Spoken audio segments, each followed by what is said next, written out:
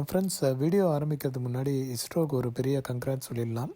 ஏன்னா அவங்க ஜான் 28, 2025 வந்து அவங்களோட 100th லான்ச் பண்ணியிருக்காங்க. ஸோ ஜிஎஸ்எல்வி மூலமாக ஒரு நேவிகேஷன் சேட்டலைட்டை லான்ச் பண்ணியிருக்காங்க.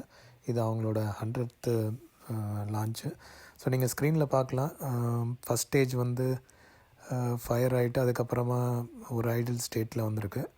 ஸோ டுவர்ட்ஸ் எண்டு போகும்போது அந்த ஃபஸ்ட் ஸ்டேஜ் வந்து பிரிஞ்சு செகண்ட் ஸ்டேஜ் ஃபயர் ஆகிறதும் பார்க்கலாம். ஸோ இது வந்து நான் ஷூட் பண்ணது சென்னையில் தான் ஷூட் பண்ணேன். நான் பீச் சைட்லேருந்து ஷூட் பண்ணது. இப்போ பாருங்கள், லெஃப்ட் சைடில் பார்த்தீங்கன்னா அது அழகாக பிரிஞ்சு அதுக்கப்புறம் செகண்ட் ஸ்டேஜ் வந்து ஃபயர் ஆகிறத பார்க்கலாம். ஸோ இதுதான். ஸோ இப்போ நம்ம வீடியோக்குள்ளே போகலாம். ஸோ இன்றைக்கி நம்ம எடுத்திருக்க ப்ராடக்ட் என்னென்னு பார்த்தீங்கன்னா சான்சியோட DM7. இந்த ப்ராடக்ட்டை பற்றி நான் ஆல்ரெடி ஒரு டீட்டெயில்டு ரிவ்யூ போட்டிருக்கேன் நான். ஸோ அதை நான் வந்து மேலே டைட்டில் கார்டில் சொல்கிறேன் கொடுக்குறேன், நான் போய் பாருங்கள். ஸோ இந்த வீடியோ வந்து ஸ்பெசிஃபிக்காக நம்ம வந்து பெல்ட் சேஞ்சுக்கான வீடியோ. இந்த மாடல் வந்து லிட்டில் காம்ப்ளெக்ஸான மாடல் இது. ஸோ இதில் வந்து எப்படி நம்ம வந்து பெல்ட்டு சேஞ்ச் பண்ணலான்றதை பார்க்கலாம். ஸோ இது வரும்போது டிஃபால்ட்டு பெல்ட்டில் வந்து ப்ளே ஆச்சு, பட் சவுண்டு வந்து ஒரு மாதிரி ஓவர் ஸ்பீடில் ஹை ஸ்பீடில் போகிற மாதிரி இருக்குது. அப்பப்போ ஃப்ளக்சுவேட் ஆகிட்டு இருந்தது. அதனால தான் சரி ஓகே பெல்ட் சேஞ்ச் பண்ணலான்ட்டு. ஸோ அது சேஞ்ச் பண்ணுறதை மற்றவங்களுக்கு காமிச்சா அவங்களுக்கும் யூஸ்ஃபுல்லாக இருக்குன்றதுக்காக தான் இந்த வீடியோ. வாங்க பார்க்கலாம். ஸோ ஃப்ரெண்ட்ஸ், இந்த வீடியோ கொஞ்சம் லென்த்தாக வரும். ஏன்னா நான் வந்து டீட்டெயில்டாக இந்த பெல்ட் செல் வந்து எப்படி சேஞ்ச் பண்ணியிருக்கேன்றதை காமிச்சிருக்கேன். ஸோ அதனால் இதை 2x மோடில் போட்டு வாய்ஸ் மட்டும் டப் பண்ணியிருக்கேன். ஸோ கேளுங்க, உங்களுக்கு இன்ட்ரெஸ்டிங்காக இருக்கும். ஃபுல் வீடியோ பாருங்கள், யூஸ்ஃபுல்லாகவும் இருக்கும். நீங்கள் சப்போஸ் எதாவது பெல்ட் சேஞ்ச் பண்ணுற மாதிரி இருந்தால் உங்களுக்கு வந்து இது ஒரு ரெஃபரன்ஸாக கூட யூஸ் பண்ணிக்கலாம். ஸோ நான் வந்து ஆஸ் யூஷுவல் 4 ஸ்க்ரூஸையும் கழட்டிட்டு மேலே உள்ள டாப் கவரை வந்து ஓப்பன் பண்ணேன். ஸோ ஓப்பன் பண்ணதுக்கப்புறம் நோட் பண்ணது என்னென்னா, டோட்டலாக வந்து 3 பெல்ட் வருது. ஒரு ஸ்கொயர் பெல்ட்டும் அப்புறம் 2 ஸ்கொயர் பெல்ட்டும் ஒரு ஃப்ளாட் பெல்ட்டும் இருக்குது. ஃப்ளாட் பெல்ட் வந்து மோட்டர்லேருந்து கேப்ஸ்டன் ட்ரைவ் பண்ணுறதுக்கும், ஒரு ஸ்கொயர் பெல்ட்டு டேப் கவுண்டருக்கும், இன்னொரு ஸ்கொயர் பெல்ட் வந்து ஃபாஸ்ட் ஃபார்வர்ட் ரிவர்ஸ்க்கு யூஸ் ஆகுதுன்னு நினைக்கிறேன். ஸோ இதை மட்டும் ரெஃபரன்ஸ் நோட் பண்ணிக்கிட்டேன். ஸோ என்னோடய ஐடியா என்னென்னா, இது வந்து நம்ம டேப் மெக்கானிசத்தை ஃபுல்லாக ஓப்பன் பண்ணாமல் எவ்வளோ மினிமலாக வந்துட்டு ஓப்பன் பண்ணி அந்த பெல்ட்டுங்களை எப்படி சேஞ்ச் பண்ணலான்ட்டு. ஏன்னா நம்மளுக்கு வந்து இது பார்த்தாலே தெரியும், இது ஒரு நார்மல் அசம்பிள் செட் கிடையாது. இது வந்து கொஞ்சம் பிராண்டட் செட்டு. ஸோ அதனால் நம்ம ஏதாவது ஒன்று லைட்டாக ஸ்க்ரூ பண்ணால் கூட மெக்கானிசமே ஃபால்ட் ஆகிறதுக்கு வாய்ப்பு இருக்குது. ஸோ அதனால் என்னோடய ஐடியா என்னென்னா, அந்த மோட்டருக்கு மேலே மோட்டரில் சுற்றி இருக்க அந்த பெல்ட்டை வந்து எப்படியாவது லூஸ் பண்ணி அதை வெளியே எடுக்கணுன்றது தான். ஸோ இதில் பார்த்தது என்னென்னா, மோட்ரு வந்து ஒரு ஃப்ரேமில் லாக் பண்ணி ஸ்க்ரூ பண்ணி வச்சுருக்காங்க. அந்த ஃப்ரேமை மட்டும் லூஸ் பண்ணிட்டா மோட்ரு வந்து கொஞ்சம் பின்னாடி வந்துடும். அதுக்கப்புறம் நம்ம அந்த பெல்ட்டு 2 பெல்ட்டும் வந்து ஆக்சுவலாக ஃபாஸ்ட் ஃபார்வர்ட் ரிவர்ஸ்க்கான பெல்ட்டும் அப்புறம் கேப்ஸ்டன் ட்ரைவ் பண்ணுற ஃப்ளாட் பெல்ட்டும் வந்து ஒரு மோட்டரில் தான் கனெக்ட் ஆகிருக்கு. ஸோ மோட்ரு கொஞ்சம் லூஸ் பண்ணிவிட்டால் நம்ம அந்த 2 பெல்ட்டையும் வந்து கழட்டி எடுத்துடலாம். ஸோ அதுக்கு தான் நான் என்ன ஐடியா பண்ணேன்னா, சரி ஓகே அந்த ஒரு ஸ்க்ரூவை மட்டும் கழட்டிட்டாவே நம்ம அந்த மோட்ரு ஃப்ரேம் வந்து கொஞ்சம் வெளியே எடுத்துடலான்றதுனால நானும் இருக்கிற சின்ன ஸ்க்ரூ ட்ரைவர் வச்சு ட்ரை பண்ணி பார்த்தேன் நான். ஸோ எப்படி பார்த்தாலும் வந்துட்டு நம்மளுக்கு அந்த பவர் சப்ளை போர்டும் பின்னாடி இருக்க டிரான்ஸ்ஃபார்மரும் வந்து இடிச்சிட்டே தான் இருந்தது. சரி நானும் அந்த ஹெட் அலைன் பண்ணுற ஸ்க்ரூ ட்ரைவர் எடுத்து அதையும் வச்சு ட்ரை பண்ணி பார்த்தேன். பட் அதுவும் வந்து உள்ளே போகுது, பட் பின்னாடி டிரான்ஸ்ஃபார்மர்லேயே இடிச்சிட்டு தான் இருந்தது. சரி அப்போ தான் நோட் பண்ணேன், இது எப்படியும் வந்து ஏதாவது ஒரு இது சேஞ்ச் பண்ணாமல் பண்ண முடியாது. ஸோ முதல்ல வந்து நம்ம அந்த பவர் சப்ளை வர போர்டை வந்து எடுத்துட்டால் கொஞ்சம் ஃப்ரீயாக போயிடும். அதுக்கப்புறம் நம்ம வந்து ஸ்க்ரூ ட்ரைவர் போட்டு இது பண்ணலான்றனால ஸோ அதை மட்டும் செக் பண்ணி பார்த்தோம், அது ஒன்று எடுத்தால் போதுமான்ற மாதிரி. ஸோ பார்த்தேன், ஓகே. ஸோ இந்த ஸ்க்ரூ ட்ரைவர் என்ன பண்ணாலும் வேலைக்கே ஆகலை. ஸோ அதுக்கப்புறம் ஃபைனலாக டிசைட் பண்ணிட்டேன், இது வந்து நம்ம இப்படி பண்ணால் தான் பெட்டர்னு சொல்லிவிட்டு கழட்டலான்றது முடிவு பண்ணிட்டேன். ஸோ இதுக்கப்புறம் வந்துட்டு க்ளீனாக தெரிஞ்சது நம்ம ஃப்ரேம் ஃபஸ்ட்டு கழட்டி ஆகணுன்ட்டு. ஸோ அதனால் ஃப்ரண்ட்டு போர்ஷன் மட்டும், ஃப்ரண்ட் ஃப்ரேம் மட்டும் கழட்டிட்டா நம்ம அந்த பவர் சப்ளைக்கான போர்டு, பவர் ஸ்ட்ரிப் வர போர்டை வந்து நம்ம ஈஸியாக கழட்ட முடியும். அதனால் ஸோ டாப்பில் இருந்த 3 ஸ்க்ரூஸ் கழட்டினேன். அதே மாதிரி பாட்டம்லேயும் பார்த்தேன். பாட்டம்லேயும் வந்துட்டு 3 ஸ்க்ரூ ஆப்ஷன் இருந்தது. ஆக்சுவலாக இந்த செட்டில் ஒரு ஸ்க்ரூ மிஸ் ஆகுது. 2 ஸ்க்ரூ மட்டும் தான் இருந்தது. சரி ஓகே, அந்த 2 ஸ்க்ரூவை மட்டும் கழட்டிட்டு நம்ம வந்து ஃப்ரண்ட் போர்ஷனை வந்து எடுத்துடலாம். ஸோ தட் அதுக்கு பின்னாடி இருக்கிற ஸ்க்ரூ கழட்டினா தான் நம்ம வந்து பவர் போர்டை வந்து வெளியே எடுக்க முடியும். ஸோ இதை வந்து ஸ்க்ரூஸ் எல்லாம் கழட்டிட்டேன். அதுக்கப்புறம் மெதுவாக இதை வெளியே எடுத்து பார்த்தேன். ஏன்னா எங்கேயும் லாக் ஆகி பட்டன் உடஞ்சிடக்கூடாதுன்றதுனால கொஞ்சம் பொறுமையாகவே பண்ணேன். நான் பார்த்தா எதுவுமே வந்து அட்டாச்சாக இல்லை. ஸோ ஈஸியாக கழட்டுற மாதிரி தான் இருந்தது. பட் ஒன்று என்ன நோட் பண்ணேன்னா, அந்த மேலே அந்த ஒரு ஸ்க்ரூ போடுற இடத்துல பிளாஸ்டிக் வந்து உடஞ்சிருந்துருக்கு, முன்னாடியே உடஞ்சிருந்துருக்காது. சரி, அதுக்கப்புறம் நம்ம மேபி மாட்டும் போது வந்து எதாவது ஃபெவிக்விக்கை எதை போட்டு நம்ம வந்து ஒட்டிக்கலான்றனால அதை மட்டும் எடுத்துகிட்டு அந்த பிளாஸ்டிக் பார்ட்டையும் எடுத்து தனியாக சேவ் பண்ணி வச்சுட்டேன் நான். அதுக்கப்புறமா மெக்கானிசத்தை எஜெக்ட் இதை செக் பண்ணி பார்த்தேன், அது ஓகே, எதுவும் பிரச்சனை இல்லை. ஸோ அதுக்கப்புறம் நான் அனலைஸ் பண்ணி பார்த்தேன், அந்த ஸ்க்ரூவை மட்டும் கழட்டினா வந்து போர்டு வருமா, இல்லை வேறு ஏதாவது இதோட பவர் சுவிட்சோட ஏதாவது சால்டர் பண்ணி வச்சுருக்காங்களா, இல்லை வேறு ஏதாவது இன்னும் எக்ஸ்ட்ரா ஸ்க்ரூவை கழட்டினா தான் வெளியே வருமான்ட்டு. ஸோ அதுக்கு தான் வந்து நான் கொஞ்சம் டீட்டெயில்டாக அனலைஸ் பண்ணி பார்த்தேன் நான். ஸோ அது பார்க்கும்போது ஓகே, ஸோ இது வந்து அந்த ஒரு ஸ்க்ரூ மட்டும்தான் வந்து தேவைப்படுது. அந்த ஒரு ஸ்க்ரூவை கழட்டிட்டேன். அதுக்கப்புறம் இது வந்து ஃப்ரேமில் ஒரு புஷ்ஷில் உட்காந்துட்ருக்கு, அந்த புஷ்ஷையும் கொஞ்சம் ரிலீஸ் பண்ணிட்டோன்னா நம்மளுக்கு வந்து பவர் சுவிட்சு வெளியே நகர்த்தலான்றது க்ளீனாக தெரிஞ்சுது. ஸோ அதுதான் வந்து நான் இந்த வீடியோவில் பார்க்குறீங்க, ஒரு 1க்கு 2 தடவை செக் பண்ணிக்கிறேன். ஏன்னா நம்ம அன்னெசரியாக கழட்டிட்டு அப்புறம் பாதியில் வந்துட்டு இது பண்ண முடியல, ப்ரொசீட் பண்ண முடியலன்னா போட்ட எஃபர்ட் எல்லாமே வேஸ்ட்டு. ஸோ அதனால தான் ஒரு தடவைக்கு இன்னொரு தடவை கிராஸ் செக் பண்ணிவிட்டு அதுக்கப்புறம் டார்ச் வச்சும் பார்த்து நான் வேறு எதாவது இருக்கான்ட்டு. அதில் க்ளீனாக தெரிஞ்சது அந்த ஒரு ஸ்க்ரூ மட்டும்தான் இருக்குது. அந்த ஸ்க்ரூவை கழட்டிட்டா அந்த பவர் ஸ்ட்ரிப்பை வந்து நம்ம இது பண்ணலான்ட்டு. ஸோ அதுக்கப்புறம் கன்ஃபார்ம் பண்ணதுக்கப்புறம் நான் வந்து அந்த ஸ்க்ரூவை கழட்ட ஆரம்பித்தேன் நான். ஸோ அதை ஜஸ்ட்டு ஃப்ரேமில் லாக் பண்ணி வைக்கிற மாதிரி ஒரு ஸ்க்ரூ மட்டும் மாட்டி வச்சுருந்தாங்க. ஸோ அதை வந்து ஈஸியாக கழட்ட முடிஞ்சது. கழட்டிட்டு அதுக்கப்புறம் மெதுவாக ஸ்க்ரூவை எடுத்தேன் நான். ஏன்னா கீழே விழுந்துடக்கூடாதுன்றனால ஸ்க்ரூ ட்ரைவரில் ஒரு மேக்னெட் வச்சுட்டு அதை எடுத்தேன். ஸோ தட் அதோடு ஒட்டிகிட்டு வந்தது. அதுக்கப்புறம் பார்த்திங்கன்னா இந்த பவர் போர்டு வந்து பவர் ஸ்ட்ரிப் வந்து நம்மளுக்கு ஈஸியாக வெளியே வந்தது. ஸோ கொஞ்சம் ரிலாக்ஸ்டாக இருந்தது. அப்பாடா, எப்படியோ ஒரு வழியாக வந்து இந்த பவர் ஸ்ட்ரிப்பை நம்ம வந்து வெளியே எடுக்க முடிஞ்சது. இனிமேல் ஈஸியாக தான் இருக்கும் அப்படின்ட்டு கன்ஃபார்ம் பண்ணிக்கிட்டேன். Okay, so power strip screw கழட்டினதுக்கப்புறம் அந்த ஸ்ட்ரிப்பு வந்து கொஞ்சம் ஈஸியாக வெளியே வந்தது.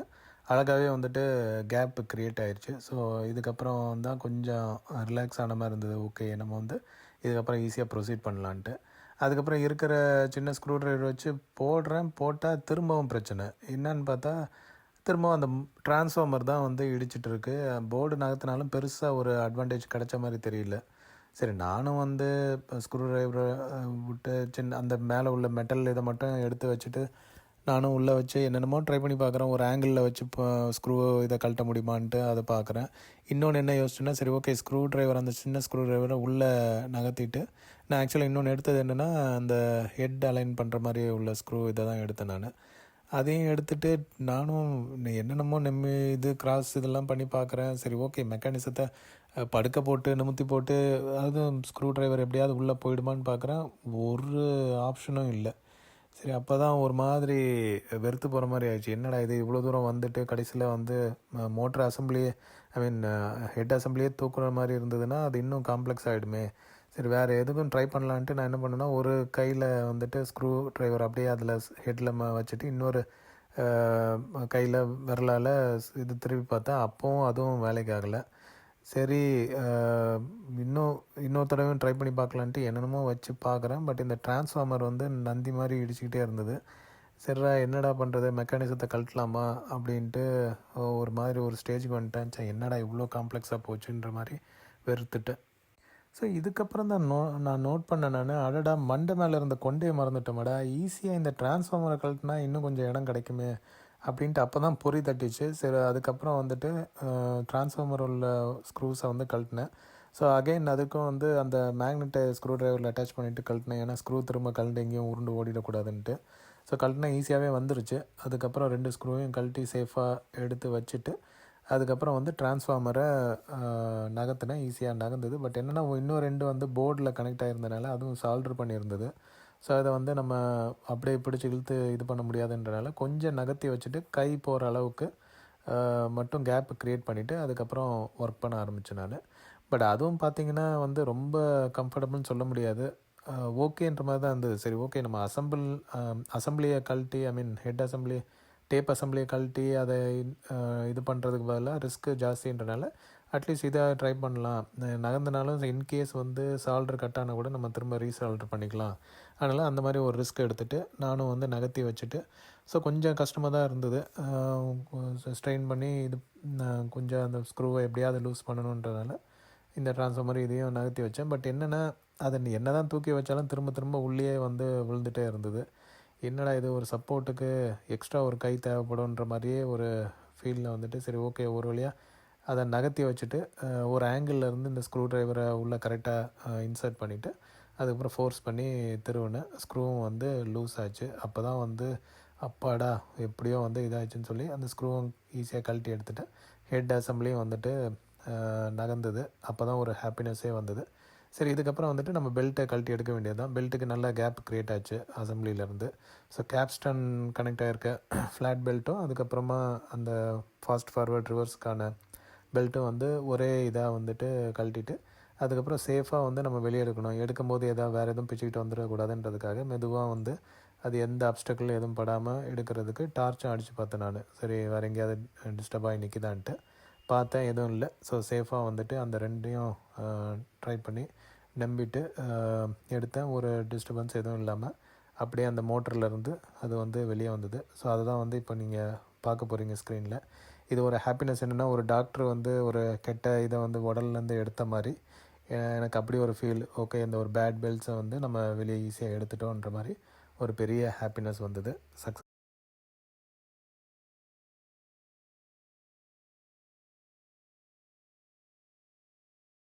ஸோ இதுக்கப்புறம் வந்து நான் ரீப்ளேஸ்மெண்ட் பெல்ட்ஸ் என்கிட்ட கொஞ்சம் பெல்ட் கலெக்ஷன் இருந்தது. ஸோ அதுலேருந்து ஃப்ளாட் பெல்ட்டும் ஸ்கொயர் பெல்ட்டும் இதுக்கு சைஸ் ஈக்குவலாக மேட்ச் பண்ணி அதை எடுத்துட்டேன் நான்.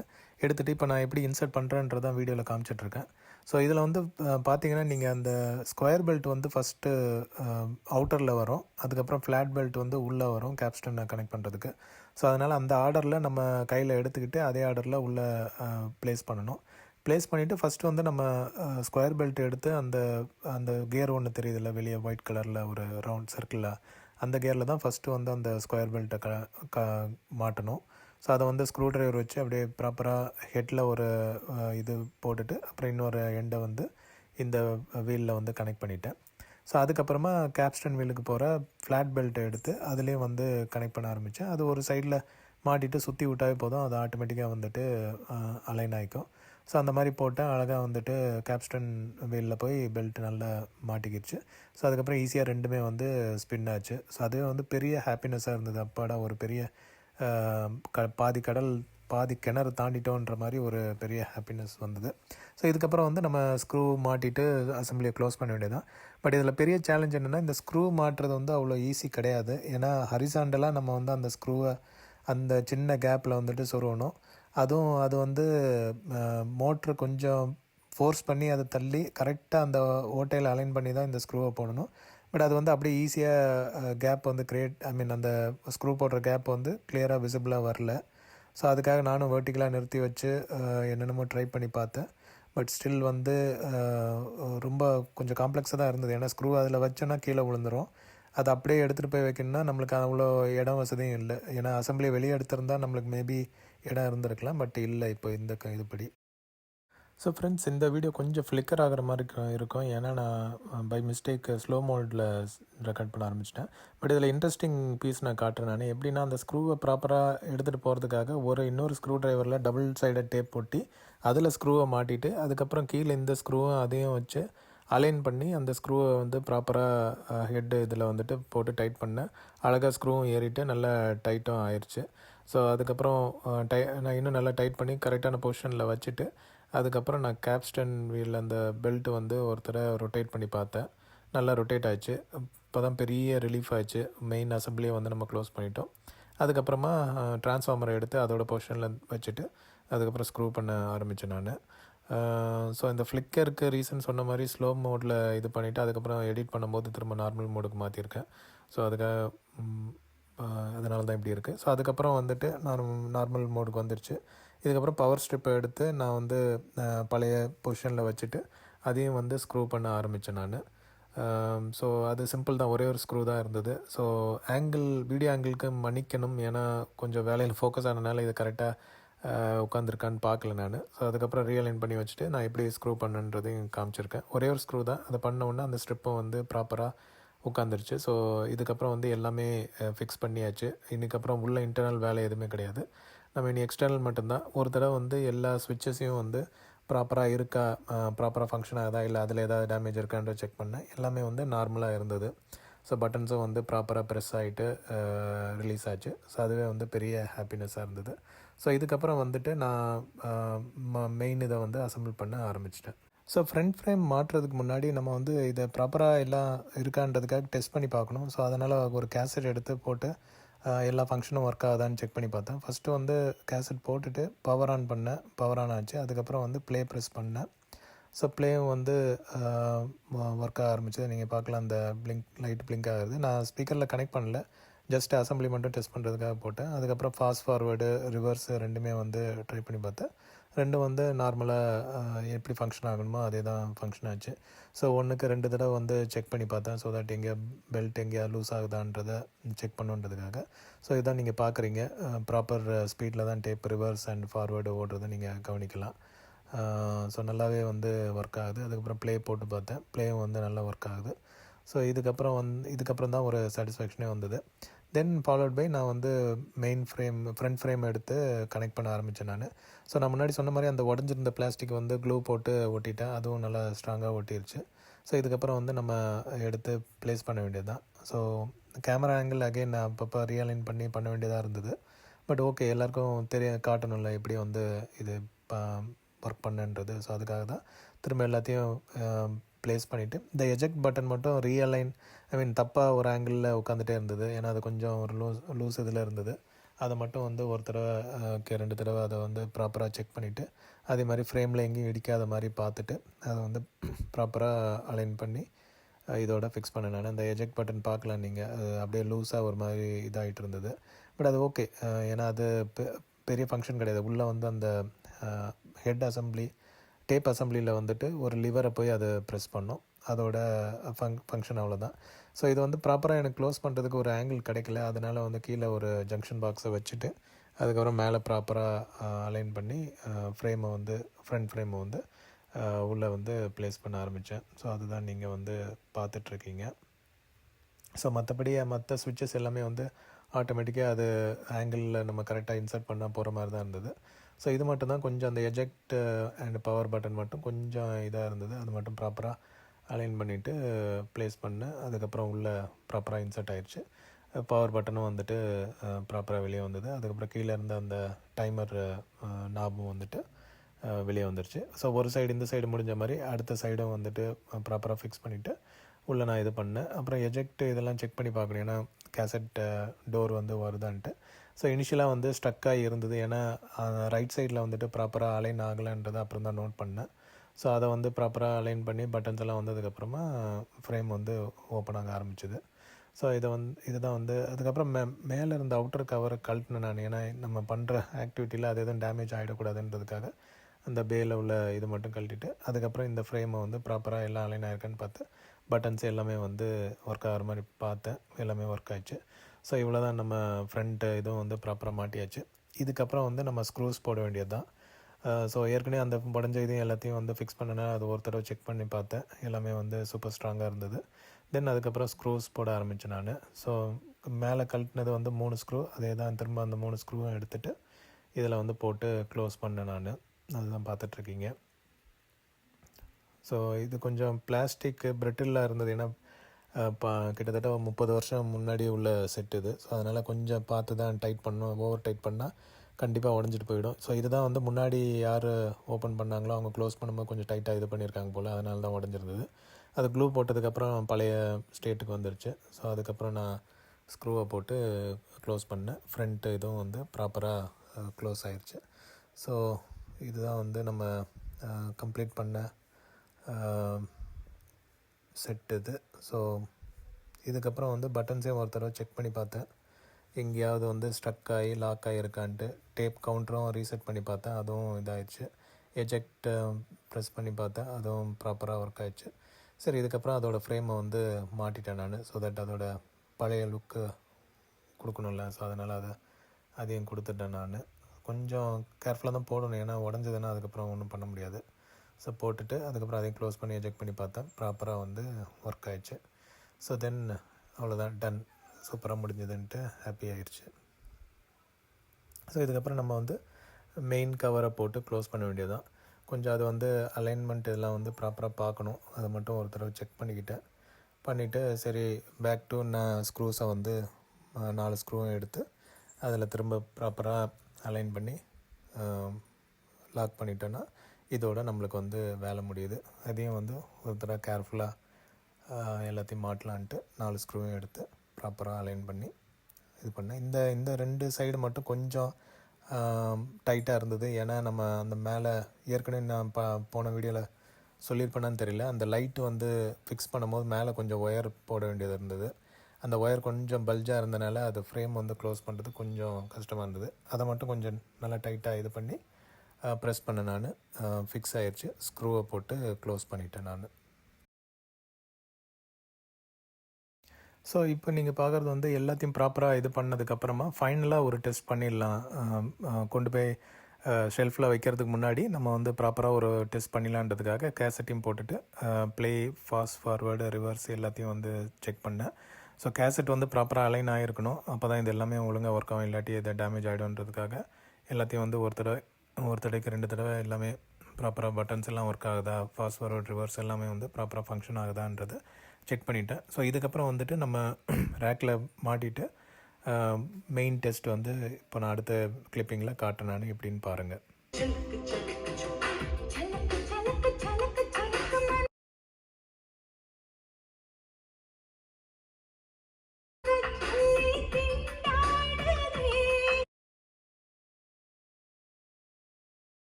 கழுத்து செய்மை இறங்கு இடத்துல மனசு இறங்கு தேவா.